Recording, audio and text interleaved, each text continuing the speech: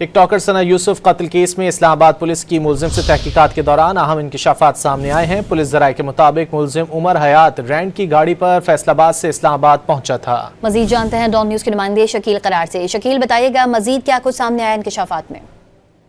जी बिल्कुल, पुलिस राय के मुताबिक मुलजिम उमर हयात से जब 2 तारीख को इस्लामाबाद आया था तो वो फॉर्च्यूनर गाड़ी रेंट पर लाया था और रेंट की अदा नहीं किया, जिस पर जो रेंट कार का मालिक है वो भी किराया लेने के लिए इस्लामाबाद यहाँ पहुंचा है।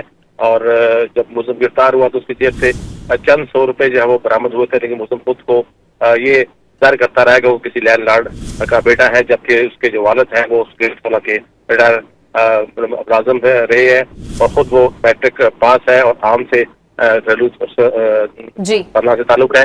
जबकि मालूम ये हुआ कि जब लड़के की सालगिरह थी तो उस मुलजिम जो है उसके लिए केक और दीगर जो तोहफे लेकर वो जीत आया था।